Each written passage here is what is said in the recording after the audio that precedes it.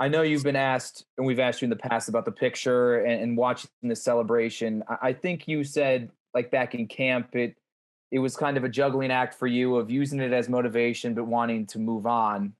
Now that you're heading back there, though, do any of those emotions come back and boil up over? No, I mean, I feel like I carried it over to the season. And throughout this season, we've had our ebbs and flows as far as like the roller coaster. We've had our share of bad with our good. I feel like this team was built off a lot of character. Throughout this season, we had a lot of triumphs, a lot of close calls. Falling short a couple of times, and it built a lot of it. So that's more driven me up to this point rather than the photograph. Just going back to that place, I would say, we played them earlier in the year. I would have had that feeling earlier in the year more than anything. But being in the position that we are in now, we're grateful for the opportunity, to be in the show, to be in the playoffs. And where we are, we work to get here. So we're just trying to execute, go in with the right mindset and, make our plays. Everybody needs to do their job. So that's all. And I asked Jordan Poyer this. He said a week ago that even after beating New England a day after Christmas, he kind of felt like you guys were going to see them again. And he says he has the same feeling with the Chiefs. Did you kind of have a feeling even after that win earlier this season that, all right, we're going to get them again? Yeah, everybody knew that. The Chiefs are a hell of a team. They got all the talent in the world. They've been playing at a high level. They've been to the Super Bowl twice. They got a hell of a quarterback, hell of receivers, good defense. They're a good team. It's something that we look forward to as far as like the challenge and putting ourselves in a position to have success. So, you can't really say nothing other than they've been doing all the right things. So, yeah. Thanks, Steph. What's up, Steph? We just had Devin on with us, and he called Josh Allen the general of this team. I know you've had a lot of great things to say about Josh, but what is it that makes you guys want to run through a brick wall for him? As of late, you've really seen Josh turn into the quarterback that we've seen all along, as far as like him leading us, him being that driving force. And it's special when it's coming from your quarterback position. It's not coming from your coach. It's not coming from anybody else. It's coming from the quarterback. And for us, like having a quarterback like Josh, you're fortunate, you're blessed. Because things aren't like that everywhere else. And, that's why I always say, like, I'm thankful to have a guy like that, not only as a quarterback, but as a friend, because, when things get tough, it's easy to have his back. It's easy to want to run through a wall for him because, he'll do the same for you. And then just with his personality, I mean, you could have different quarterbacks and not feel the same way just about how you guys feel about Josh Allen. So what is it about him off the field that you guys vibe with, that you guys agree with, that you guys are able to come together on, day after day? I don't know. I mean, I feel like I give it a lot of credit to the staff as far as like picking the right guy. They picked a lot of the right guys for this, as far as like building this team and the camaraderie of this team. And we meshed really well. We all kind of got a similar story of, kind of being a little bit counted out and kind of coming through the back door, having some success, but always on that steady increase or that grind of trying to get better. And I feel like that's what makes us the kind of team that we are, because, nobody is around here getting fat and satisfied. Everybody's like this. Oh, on to the next. Let's just keep going. Thanks, Steph. Hey, Steph, it's Mike Catalana. Not specific to the picture, but that picture represents a season ending in a playoff game. And you've also had maybe the most dramatic, one of the most dramatic wins ever for a playoff game. That feeling of taking the field when it's win or go home, we talk about it all the time. Does it feel different for that reason when you take the field in a playoff game with everything at stake, where what happens decides whether you go on or your season's over? I say 100%. I've had a taste of, I guess, both coffees, the good one and the bad one. So I'm fortunate enough to be on the other end. I haven't been able to be in that big show yet. So it's something that I'm always striving for. But as far as like being in the playoffs, knowing that you either win or go home, it's always heightened emotions. I feel like it's a little bit more increased focus and increased effort. Fighting for extra yardage in the regular season is different than fighting for extra yardage in the playoff.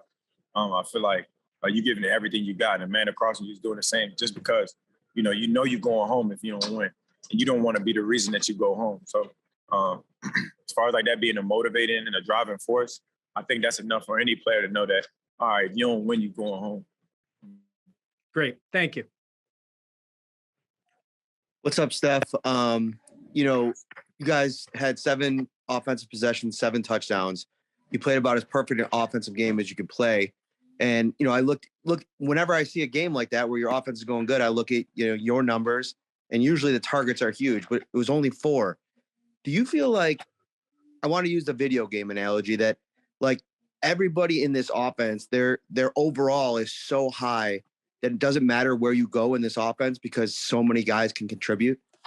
I was trying to. I remember earlier in the season when we was asked about the guys that we have and the depth that we have, and I was trying to explain to everybody, like, we got a lot of guys that can ball, we got a lot of guys that can make plays, we got a lot of guys that can do some special things, and to kind of see it turn the corner towards the end of the season. Early in the season they were calling us all type of names and X, Y, thing. We were trying to figure it out, but throughout that process, we didn't lose no faith. We kept running, and to kind of see it turn the corner towards the end of the season.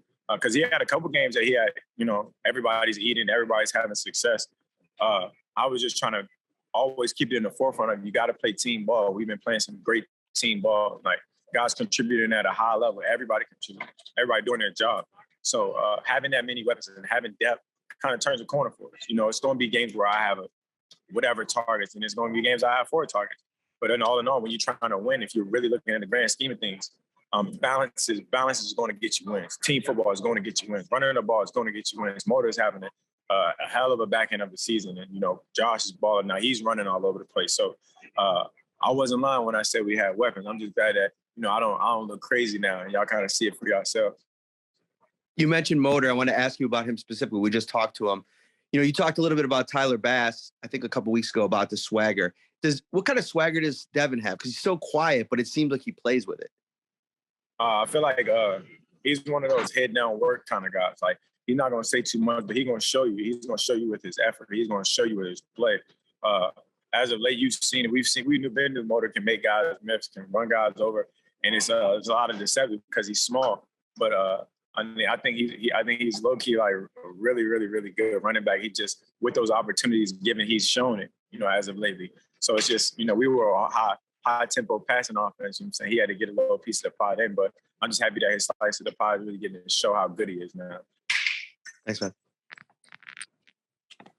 Hey, Steph, I wanted to follow up on John's question about how you and Jordan both had a bit of a feeling that you would face Kansas City again. Was that more just like logically, this is a good team, it's likely we'll see them in the playoffs, or was it more of a feeling like, based off last year, it feels like you'll face them again? It's a little bit of both. Just geared off of early in the season, they had some missing pieces. They weren't all the way clicking on offense as well, or whatever was going on. But you knew they were going to turn the corner eventually. They've been a good team. They're a good team, and things are going to turn the corner as far as like them making adjustments or doing whatever you got to do to win as an offense. So in the back of your mind, you know that that's a good team, and good teams always got to play the good team. Makes sense. And then this is a little random since you guys aren't the same side of the ball, but I just know you're so close to so many people on this team. So I'm wondering, how have you seen Greg Rousseau? He had such a big game against them week 5. What have you seen him do to build on that during the season? He's a young player, so I kind of stay on him a little bit sometimes. I'm not too much on that side of the ball, but I make sure I show him some love before the game, and I tell him that he better get his hands on somebody, or I'm gonna get my hands on him. So it's a steady grind. I remember being a young player, and I remember how long the season was.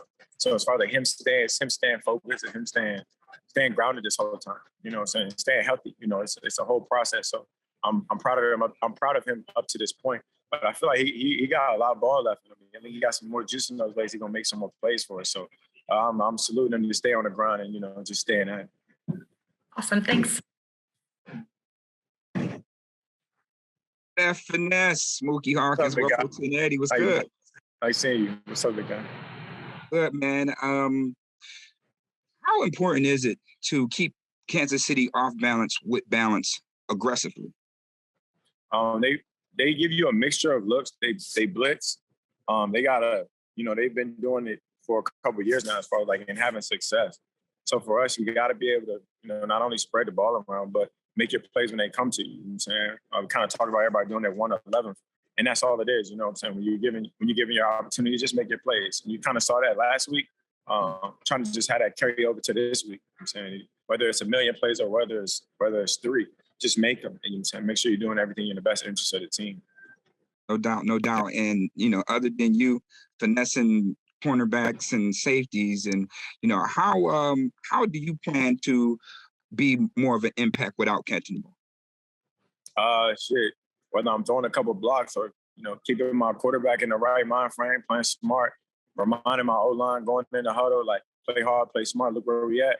We got points. I'm saying don't get us out of field goal range. I'm saying it's just friendly reminders. I try not to pry or poke at guys, more so positive energy and positive reinforcements and a friendly reminder. Just be like this: hey, we good. Let's just stay good. Let's play hard and let's play smart.